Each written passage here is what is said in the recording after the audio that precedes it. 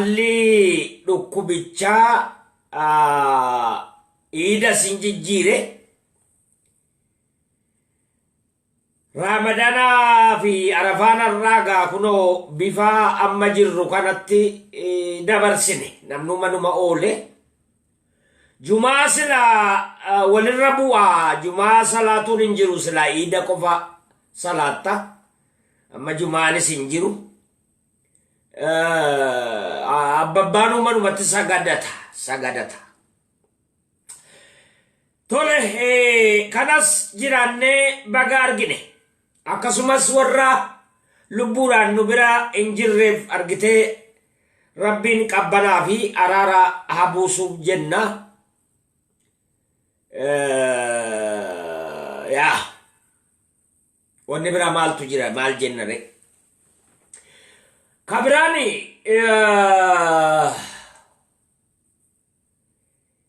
iida arafaa ilaalchiseega kanuman jedhaa itti aansee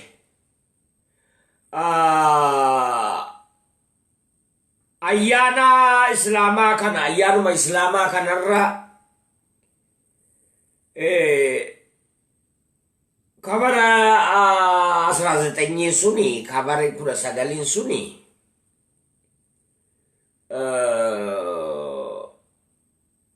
karonaan godaanni sahama islaamaaf kiristaanarra kaa'e godaanni sahama የታሪክ ጠባሳ isa jedhamu akkasumas mootummaan Itoophiyaa ammoo godaannisa barabaraan hin fayyine ummata Oromoo fi ummata biyyattii sana Itoophiyaadhaan waamamtu hundarra kaa'ee darbe yeroo hundaa dhukkuba amma dhufe kana yeroo yaadannu dhukkubichi gaafa qoricha argatu mootummaan argitee bilxiginnaas qoricha ni argatti jedheeti yaada inshaallah in milkoomna ammoo akka dhiitetti naftuga inuma bariiti bar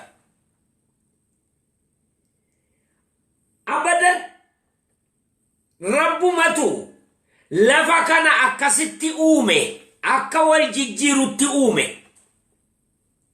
yaa akkuma ifti jiru dukkanni dhufa akkuma dukkanni dhufu iftis dhufa wal jijjiiraa jiraata mootummaan Itoophiyaa inni amma argitee namatti taphatee ijoolleetti taphatee daa'ima argitee hidhaatti guura amma ganama kana bakka hundaanaa bilbilanii hin guutee jedhan mana barumsaatu mana hidhaa godhani mana barumsaa namni gaa'iidaaf hin bilbilaa bakka hundaa biyyarraa namni guutee jiraa jedhani bakka garuu ijoolleen immoo waan deebitu mitii jedhan ijoolleen deebi'aan jirtu mootummaan itti guura ofii isaaniitiifuu amma ofiifuu argite nuffanii jiranii jedhani namuma qabuyyuu adamsanii qabuuri namni hidhaatti guurame tuulame namni isa kana nawwaa tureen ijoollee argitee jimmaa tokko kan argitee abiyyi keenya marree piipiip jedhaa turte tokko dhageesse kan maraaraan argitee maraaraan in dhufin jedhaa turte opiidiyoon akka jirtuun hidheessa jirti hunda haadhasi fincila kaawtan jedhani hunda haadhasi daguuganii opiidiyoon isin amne bara hunda hidheessa naqan warra baa'oodhaan shakkamu wajjin hundi haadhasi kabiyya bulchitus gurbaasa durataa kantiibaa Jimmaa qofatu barumsaaf adaamaa jira isa qofa rabbi baas malee a tokko namne gaa hundi haadha siin xaragamte kan argite Mararan nutti nufini. Inni mararan lafa barbaada waan ta'eefi lafuma isaa barbaadatu malee jedhaa turte hundi haadhasi hin guure namichi akkana gaarii baay'een dhaga'ee gammadeen akka kanan ninu akkas qiyaamaatu qilbaan qabne so baga guure amma Oromoon ijoolleen Jimmaatis laayinii Oromoo keessa dhaabbachuun isaanii amma kunoo barana baay'een gammadeen laayinii dhageesse kaani duraanuu du'aatuma ture amma isinis baga jalqabdani dhumatu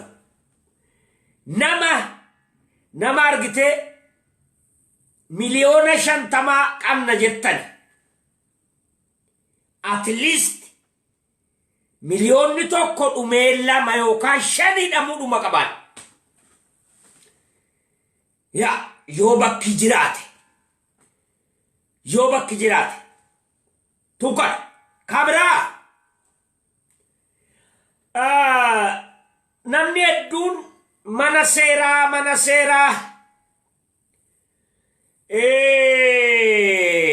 seeraatti dhiyeessanii abalu seeratti dhiyaatu maarreni yaa jara keenya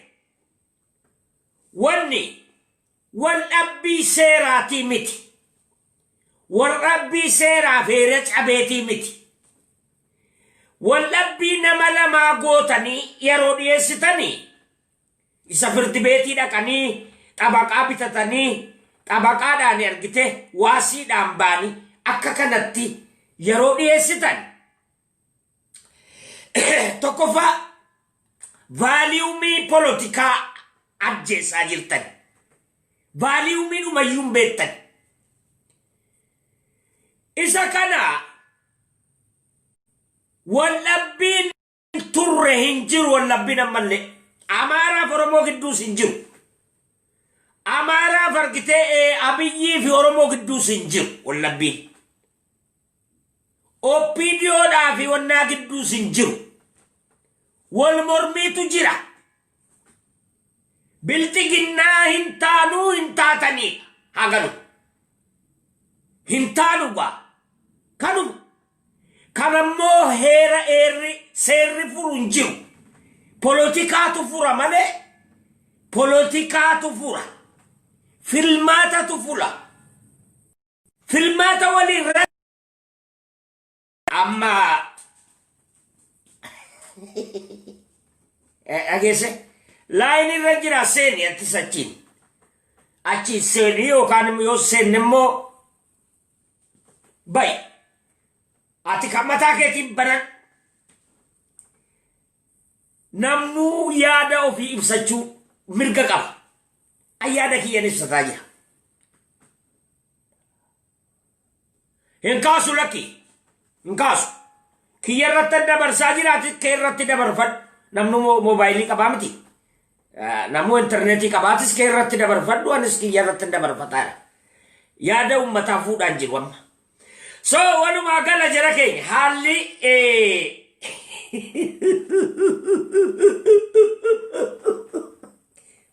bilbila narraa kaaseedha namaani naasaa moo isa jalaan bilbila kaasame rabbi sodaadhaan inninis banee gadi ba'ee argite feesbuukiin nama hundaafuu banaadha yaada isaa ibsatee kan gorsu gorsee kan abaaru sabaaree biraa deemuudha bakka dhumate wanni biraan jiru wannati nama kanattu maaltu jira amma miidiyaa matabataa qabna eetu si godha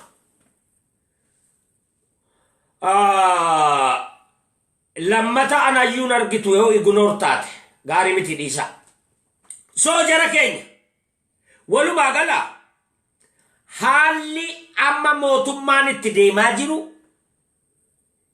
waan argitee nagaan bu'ee qabbanaa'ee jedhu tasumayyuu hin argina tasumayyuu haaloo irratti haaloo dabalaa jira amaarri tun amaara namichi amaara eenyu biraan kibriit fa'a isa tojjate Oromoo irratti jara tojjataa jira. Amaaratu duris nu cabse. Nuti godaannisa aga Tigreen nurra keenya godaannisa ama. Duris Amaara nurra kaa'e. Har'asutu argaa jirru Amaaratu nurra tojjataa jira. Iyyaayyen isa kaleessaa seenaatu hima. Isa har'a ammoo jaratu nurratti hojjataa jira. Ilaa zalaalam kun immoo argitee daranuu balaa hamaatu gaddeema malee araarri bu'uun jiru. Araarri bu'uun jiru. Warri argitee dhaaba Oromootii fi dhaaba maarree walitti finna jettanii argitee maanguddoon argitee miidiyaa adda addaatiin afarsitan. Homaa isinin laallatu isa gala. Homaa isinin laallatu. Qabrii argitee saanduqa qopheeffadha. Ageessee warra kaa leencoo lataa leencoo baati hundi keessan saanduqa awwaalaa qofa qopheeffadha. Noommi asfalligaachoo. Kana murkuziidha sin dadhabdan dulloomtani gadaa keessan fixattani gadaa ijoolleen arraabinaa dhiisa. Gadaa ijoollee hin nyaatinaa dhiisa. Gadaan keessan dhumee jira. Bakka dhiisa gadaa namaan arraabinaati nyaatina. Gadaa ijoolleen gadaa isaanii keessa haa mirga isaanii falmatan haa eenyummaa isaanii abeeksifatan. Harkarraa fudhaa ijoolleerra. Jaarroleen argitee kaleessaa kun waa hundi keessanuu warra araaran beenne warra walitti numne warra qooda waliin kennine warra bakka waliin keenye warra tonkolii walirratti hojjatu. Tonkolii Amaararraa bartan. Kanaaf walumaa gala isin hin laallatu qabsoon Oromoo bakka isa kaleessa hojjattaniif galatooma. Tonkolii nurratti hojjattaniifis galatooma. Hundumaafu shira uumtanis aabaa balleessuu irratti hojjattanis galatooma. Kanaan alamaan barbaadu nurraa harka nurraa fudhaa. Gaaffin ummata Oromoo Daawud hidhamee qabrii seenus gaaffin ummata Oromoo dhaabbataa asiifachi niqin hin jiru. Macarrashaa dha. Abiyyi dhufee Abiyyi deemus. Fedhu Amaaratti kennee deemus. Fedhu Tigreetti dabarsus. Gaaffin Oromoo waggaa 150 ga'eera miti. Ammallee hinuma darba malee ilaa zalaalam nagaa bohaara nagaa waara biyyattii sana keessatti tasuma hin argamu. Tasuma yoo ukkaamsaan namarraa ka'ee namni ka barbaadu filate malee inni sun immoo hin dhufaan funyaan uraatti fuuna. Funyaan uraatti akkana dhugaan jirtu kana. Kanaafi warri argitee manguddummaa araara maarreedha mana murtiiti jettanii argitanii ofuma lafarra sittan isa politikaan murtiidhaan miti politikaan dorgommiidhaan dhageesse waan yakka sangaananne Jawaaris Abdii Raggaasa sangaana manan niitii namaa reepingoon wanjala hin hojjanne biyyattii irratti dorgomuudhaaf galanii mootummaan akka jibbame waan beekuuf jara hidhaatti guure. Kan ajjeesus nama jara. Dhageesse tana kana uummanni Oromoo guutuutti beekan guutuutti. Waan dhossaatti hojjetame miti bara. Waan ta'e jedhanii hojjetan mootummaan hojjete waan ta'eef ifatti beeka Oromoon. Ifatti abbaa barbaadan lafan labsiisa. Abbaa barbaadan fidaa masakkarsiisa. Oromoon ni beeka. Eenyutu isa ajjeesa. Waggaa 30 eenyutu isa ficcisiisaa ture. Yaa Kani argite eenyunni Geetaachoo Saffaa Geetaachoo Raddaatti nu kennaa ture eenyu. Jaruma kana warruma amma argite abaa'oo qabanii hidhanii kora abaa'oo dhaabba ijaarratanii abaa'oo bilxiginnaa nu ijaaranis jaruma kana. Waan taa'ichatti jibbantu sirbattu ol ka'aa jedhan. Dhageesse kana walumaa gala Oromoon ni beeka. Waan araara paartii araarsinaa maarree jettan argite Rabbi sodaadhaa dhiisa. Dhiisa. Isiniif isin ta'u isiniif isin malu. Nyaattan bakka argattan warri manguddoo nagaan jiraataa jirtanii nagaan jiraadhaa bakka. Hinnumate.